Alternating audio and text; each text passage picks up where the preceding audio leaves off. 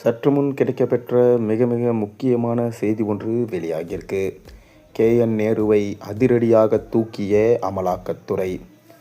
நகராட்சி நிர்வாகம் மற்றும் குடிநீர் வழங்கல் துறையில் ஏற்பட்டிருக்க ஊழல் முறைகேடுகள் குறித்து முறையான விசாரணை நடத்த கோரி அமலாக்கத்துறை தரப்பில் தமிழக காவல்துறைக்கு 3வது முறையாக கடிதம் எழுதப்பட்டிருக்கிறதுனால பயங்கரமான பரபரப்பு ஏற்பட்டிருக்கு.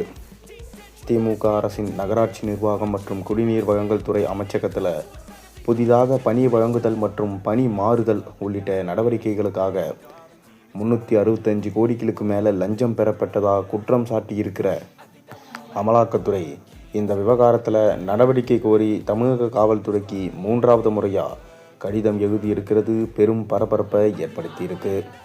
இது தொடர்பாக பாஜக மாநில முன்னாள் தலைவர் அண்ணாமலை வெளியிட்டிருக்க சமூக வலைதள பதிவில் அரசு பணி வழங்க லஞ்சம் 888 கோடி, ஒப்பந்தங்கள் வழங்க லஞ்சம் 1020 கோடி.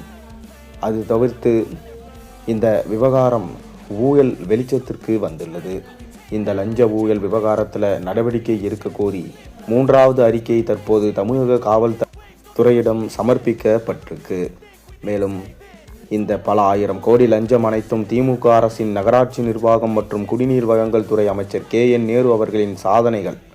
அமலாக்கத்துறை சமர்ப்பித்திருக்கிற விரிவான அறிக்கையில் புகைப்படங்கள், உரையாடல்கள், டிஜிட்டல் சாதனங்களிலிருந்து மீட்கப்பட்ட ஆவணங்கள் என திமுக ஆட்சியில் அரசு அதிகாரிகளின் பணியிட மாற்றம் மற்றும் பதவி நியமனங்களுக்காக பெறப்பட்ட லஞ்சம் அனைத்தும் கொடுக்கப்பட்டிருக்கான்.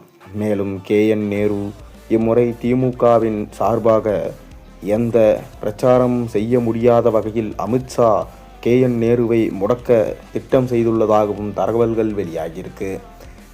இவ்வாறு லஞ்சம் பெற்று தப்பிப்பதெல்லாம் திமுகவின் ஆட்சியில் மட்டும்தான் நடக்கும். தொடர்ந்து KN நேரு தப்பிக்க முடியாது எனவும் அமலாக்கத்துறை தீவிரமாக இறங்கியுள்ளதாகவும் வருகிற 2026 சட்டமன்ற தேர்தலுக்கு முன்பாகவே KN நேரு கைது செய்யப்படுவார் என்கின்ற தகவலும் தற்போது வெளியாகியிருக்கு. இதனால் திமுகவின் எதிர்காலம் என்னாகும்? இம்முறை தேர்தலில் திமுக வெற்றியடையுமா? இதுபோன்ற கிட்டத்தட்ட 4 அமைச்சர்கள் பட்டியலில் இருக்கிறார்களாம். அவர்களும் கூடிய விரைவில் கைது செய்யப்படுவார்கள் என்கின்ற தகவலும் தற்போது வெளியாகியிருக்கு. நீங்கள் என்ன நினைக்கிறீங்க? KN நேரு கைது செய்தால் திமுகவின் எதிர்காலம் என்ன ஆகும்? மறக்காமல் கீழே கமெண்டின் வாயிலாக தெரிவிச்சிடுங்க.